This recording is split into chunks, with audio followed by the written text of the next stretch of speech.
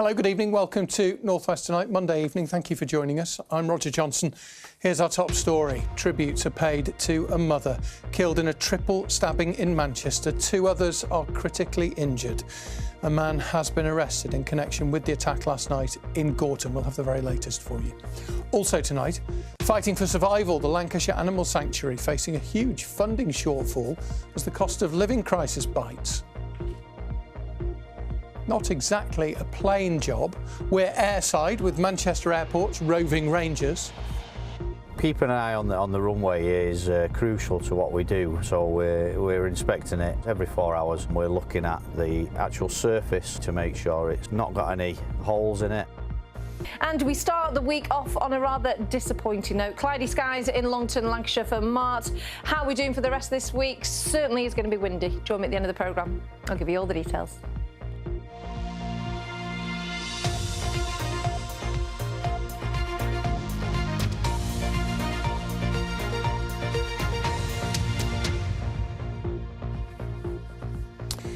Tributes are being paid tonight to a woman who has died after being stabbed in Manchester.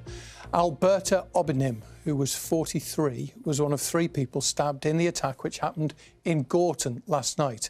The 2 other victims are in a critical condition in hospital this evening. Let's go live to Jonas Muller, who's been following developments throughout the day. He's at the scene for us. So, Jonas, just bring us up to date with what we know about what happened there.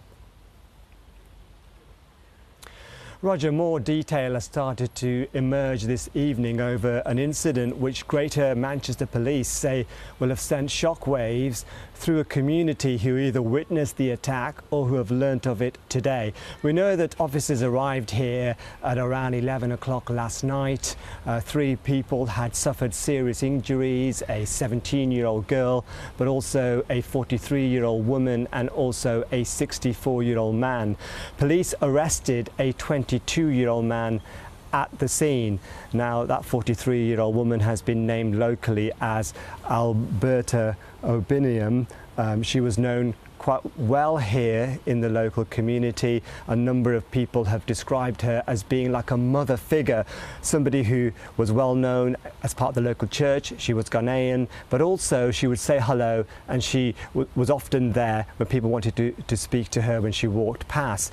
But I've also been told by a neighbour over what they believe happened here last night. One neighbour is said to have seen another girl who was hiding in a garden. She took her in for safety, and this neighbour has also said that she witnessed the attack. So police clearly will be speaking to her and a number of people here to try and find out what has occurred here last night. Now, I've seen a number of officers carrying out house-to-house inquiries. They're appealing for any information that people may have. There may be footage, CCTV footage, dashcam footage, ring doorbell footage. There could be anything that they believe could help them. But what they are going to do is to keep officers here in the meantime. You can see some of the activity over my shoulder. That police cordon is still in place as this investigation continues. But clearly this is a murder investigation, and a 22-year-old man remains in custody. Jonas, thank you. Jonas Muller there. Now, defendants who are waiting for a court appearance could be held in police cells for longer to deal with prison overcrowding. Comes after the government activated emergency measures to address the huge number of people who've been sentenced after the recent riots. Merseyside's Police and Crime Commissioner says that it is not something that the public should be worried about. It has been enacted before. Merseyside Police work very closely with the courts and with the prison staff as well to make sure that they've got the right flow through. It is only a temporary measure, and hopefully we'll see it released quite soon. A luxury yacht which sank off the coast of Sicily in the early hours is owned by the Isle of Man-based company Revtom Limited. The Bayesian had 22 people on board when it sank in rough seas. 1 man is dead, 6 others are missing. Manchester City footballer Jack Grealish has sent a special birthday gift to one of his team's oldest supporters. Mary Spears celebrated her 106th birthday on Sunday and was given a signed City shirt and a special video message from the midfielder. Hey Mary, it's Jack Grealish here. I just want to send a quick video message. I've heard it's your 106th birthday. I want to wish you all the best. I hope you have a lovely day, and I'm sending you all my love. We'll have the sport with Richard. Now, we mentioned briefly the people being held in police cells because of the situation in prisons after the riots. Well, three more men have been jailed today for taking part in the violent disorder, which broke out in Southport the day after 3 girls were stabbed to death last month and then, of course, spread to other parts of the region and indeed the country. The men all admitted taking part in a disturbance close to Southport's mosque the day after the stabbings. The violence, of course, sparked by false online rumours that the suspect in the Southport attack was a Muslim. Our Merseyside reporter, Andy Gills at Liverpool Crown Court, he was following developments today. So, Andy, tell us more about who was in the dock. Well, Roger, 3 men jailed here today, 2 from Merseyside, 1 from Greater Manchester, all admitted violent disorder in St Luke's Road in Southport, near to Southport Mosque. Court was shown video footage of them throwing missiles at police. The crowd can also be heard chanting anti-Islamic slogans. So the 3 men, David Engelby from Southport, got 2 years and 4 months. His defence said he was deeply ashamed, he's lost everything and he says he deserves it. Also given a restraining order not to go near the mosque or approach the imam of the mosque for 5 years. The second man, Paul Dryhurst from Litherland, he was recognised by a policeman who he went to school with at the riot, and the court heard that his parents both work for the ambulance service and they're baffled by their son's behaviour. Finally, Luke Summerfield from Ashton-under-Lyne in Greater Manchester, he got 2 years and 2 months.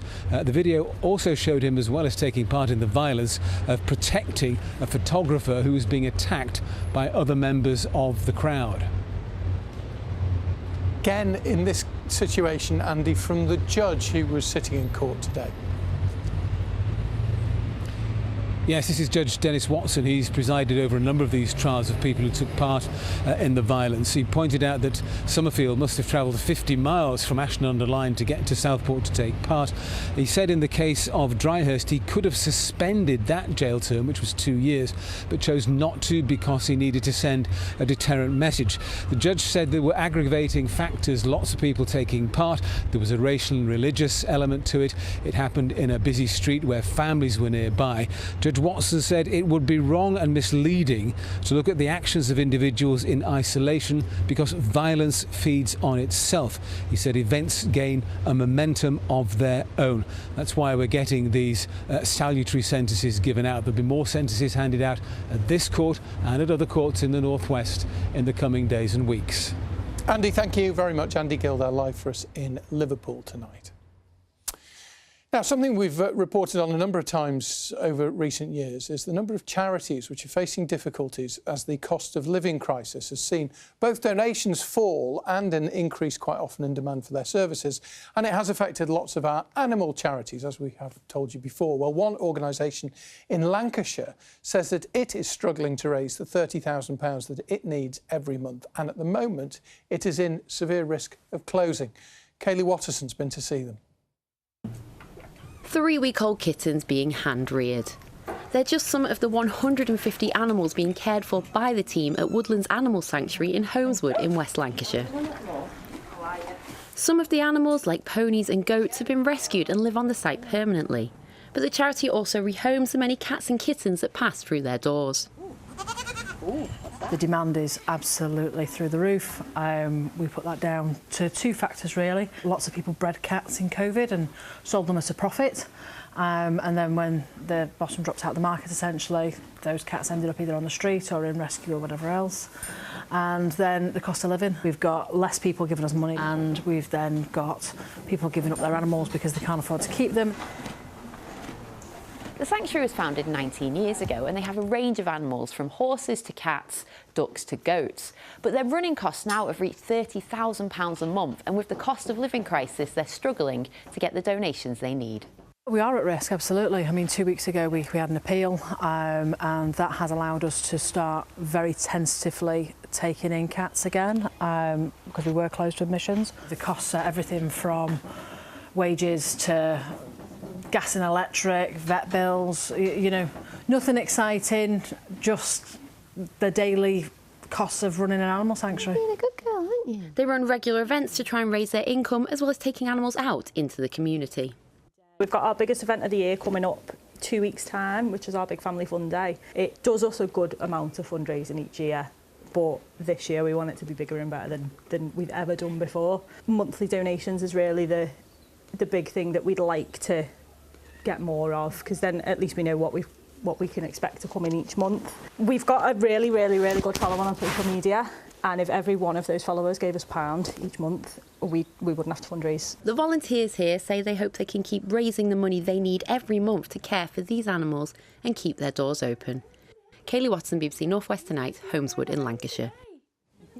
They are very cute, aren't they? We wish everybody at the centre all the very best. Now, a study by Liverpool Women's Hospital could bring hope to pregnant women whose waters break early. Until now, many have been told that there's nothing that really can be done and they've been offered a termination. But research, which has been prompted by one mother's experience, hopes to help them all. Here's our health correspondent, Jill Dummigan. Hope has beaten all the odds to get here. 4 years ago, when mum Tanya was just 20 weeks pregnant, her waters broke and she ended up in hospital. And they basically said she had 0% chance survival. They put us in the bereavement room and was getting arranged for a funeral and everything. And then it was just lots of tears, and it's probably the worst thing I've ever been through in my life. I don't really know how to put it into words, to be honest. Tanya had a huge decision to make. Up until recently, if a mother's waters broke before 23 weeks of pregnancy, the thought was that the baby had virtually no chance of survival and that it could be dangerous for the mother to continue, and so the advice generally was to terminate that pregnancy. But earlier this year, one of the world's largest studies on this very early breaking of the waters was published by Liverpool Women's Hospital. We wanted to collate all the data to put bigger numbers behind the outcomes so that we could present future women and healthcare professionals with more robust numbers about what the chances of the baby being born alive, the baby leaving hospital alive, and the chances of disability in the babies were. The study found that with good care, around a quarter of the babies survived to go home. A day after her initial diagnosis, Tanya was told her baby had a strong heartbeat and decided to keep going. And that's what I kind of clung on to. And then everything after that, every day was negative. They said she wouldn't survive, 0%, but I just kept him in my mind that no, we was taking it day by day, and that's what we did. These are our care packs. The Liverpool study was suggested by another mother who'd lost her daughter Sinead to the same condition. I felt that women needed to have the information to understand what they were going through. And there was nothing, and I was told we need research. Before we can get guidance, we need research. Hope was born at 27 weeks, weighing just over 2 pounds. She's sassy, she's got attitude, she just loves life. I just see her doing stuff that all of the children are doing, and it just makes me so proud, because obviously I'd never ever thought she'd be doing that stuff. Jill Dummigan, BBC North West Tonight. Yay, well done. Hope's a handful, isn't she? We wish Tanya and Hope and all their family all the very best. Now, over the past few weeks, during the summer holidays, if you can call it summer, it's not been great, has it, at times, we've been reporting from behind the scenes at Manchester Airport as it goes through one of its busiest seasons. We've seen the passengers heading off on holiday, the staff working to get them away, and even taking a look at the airport's building plans. Well, tonight we are on the runway with one of the operations team, which helps to keep the planes moving on the airfield.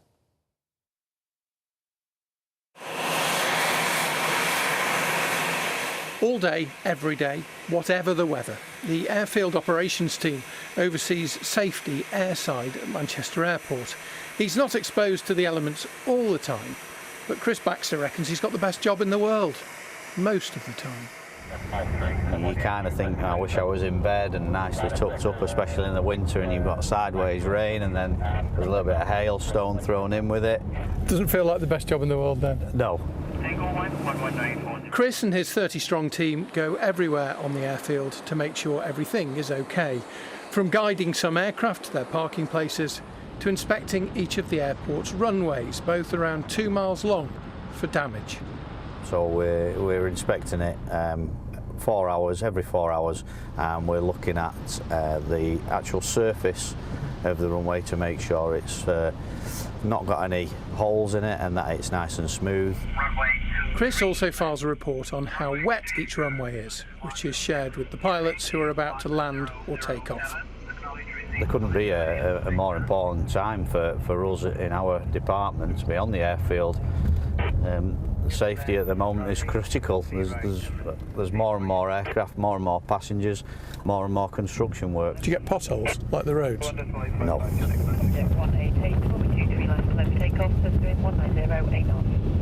I've kind of got 4 radios going, so I have one which is currently listening to one of the controllers which is controlling arriving traffic on this runway, and we have another radio which is here, which is controlling, one controller will be controlling every single aircraft that moves on this airfield. So as soon as they vacate the runway, they'll give a different frequency, and that frequency will be loaded as a ground controller. It's the same kind of routine with regards to arriving aircraft and departing aircraft. When the aircraft goes airborne, it'll get to a certain flight level and it'll be handed over to a different frequency, which will be Scottish control. One of the major worries at all airports is birds. If they hit a plane's engines, it could bring it down. So Chris's job also involves scaring them away. We've got a different distress calls for different birds, which then, if the other bird's here, they think, I don't want to go over there because there's a bird in distress, so I need to keep out of the way, which then helps us keep them away from the runway. Around 50 airlines fly from the airfield, reaching around 200 direct destinations, carrying almost 30 million passengers every year. The Airbus A380 is the biggest plane of all. The airline Emirates has 3 daily flights to and from Dubai, carrying around 500 passengers each.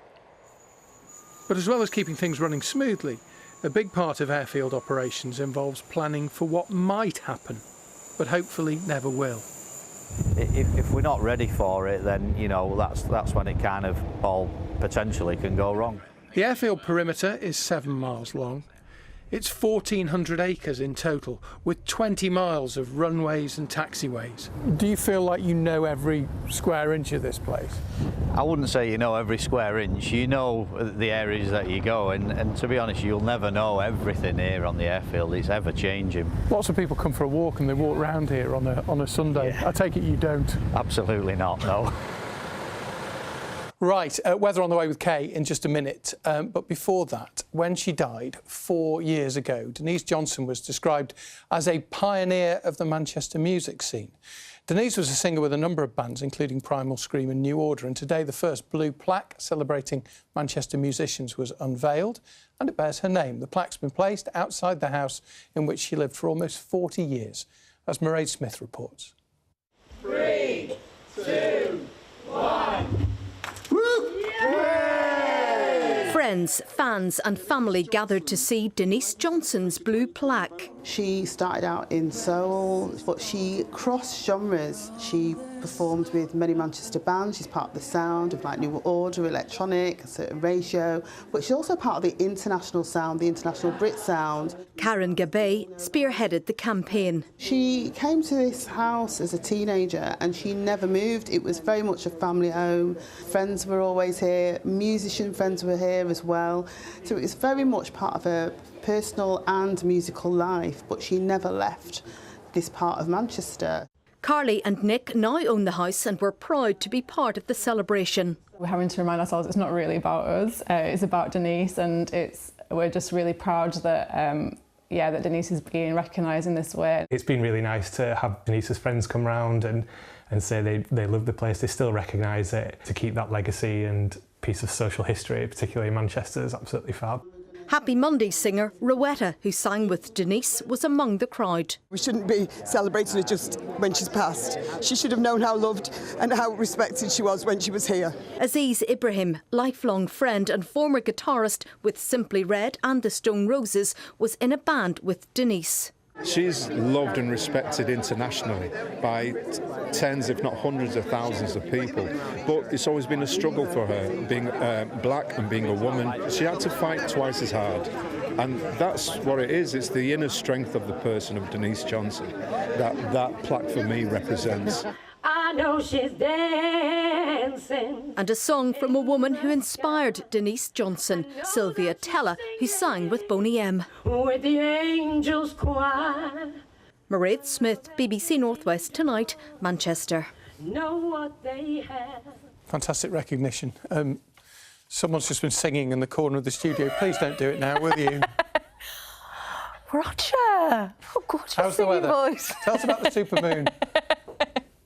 I'll tell you about the supermoon in a minute. I'll tell you about the weather that's been pretty miserable today, and it's not looking too great for this week. There are some good parts, so let's cling to the positives. This is how Out and About snapped the photo in Lancashire today. I mean, you can barely see the hills because of all that low cloud. And equally on the Isle of Man, grey skies, a lot of rain, and we're going to see a lot more as we head through this week. Thank you both for sending those pictures in. If you'd like to join me, then please do on socials. I would love to see you. And if not there, then do become a weather watcher and let me know what it's like in your part of the world. Always good to hear from you. So it was the blue supermoon last night. Are you going to see it tonight? This is how it was last night in Lancashire. Now, at the minute, we've got some really heavy rain and a lot of cloud out and about. We're in one of the better spots to see that cloud breaking up for a short time during the middle of the night. So that's your best chance if you want to snap a photo of the blue supermoon overnight tonight. As for this week, it's unsettled. We're under the influence of low pressure. It's going to be wet and it's going to be windy at times as well. It does feel a bit more like autumn. You can see this front now. That currently is giving gales for the Isle of Man. We've had gusts above 50 miles per hour, some heavy downpours, and I've also just had reports of some lightning strikes just off the coast of Lancashire and Cumbria, and those heavy downpours continue to feed in. They clear for a time overnight. That's when the skies will clear. That's your best chance of seeing the supermoon, and then we get further showers coming in, and again there could be some thunder and lightning in those as well. It's going to be a muggy night tonight. Last night it was cool. Tonight 14 or 15 degrees and a strong breeze, and it will stay windy through tomorrow morning. Those showers at first, they'll clear through. We are going to see some decent spells of sunshine tomorrow, but frequent showers coming through on that strong and gusty breeze, with a high tomorrow of just 16 to 18 degrees, well below average for the time of year. Now, you can see low pressure is in charge. A windy day to come on Wednesday, and if we look here, this cold front, in that are the remnants of what will then be ex-Hurricane Ernesto. What's it going to do? Oomph in the rain, oomph in the wind. Not what we want for this time of year, and certainly not what they're going to want at the Emirates Old Trafford. As international cricket returns on Wednesday, it's going to be a cloudy day, a good deal of dry weather until later on in the afternoon, but it'll be windy. I've skipped past the gusts, but believe me, it will be windy and it stays that way through Thursday as well. That's your forecast. So just which part of your weather presenter's almanac did oomph come from? Oomph comes the rain, oomph comes the wind. I'll get it in there. Well, that's what I'll do. You'll say, you'll think of me when you get soaked. A bit of oomph. There you go. We know what you mean. We know what you mean. As always. Thank you so much for watching. Have a great evening.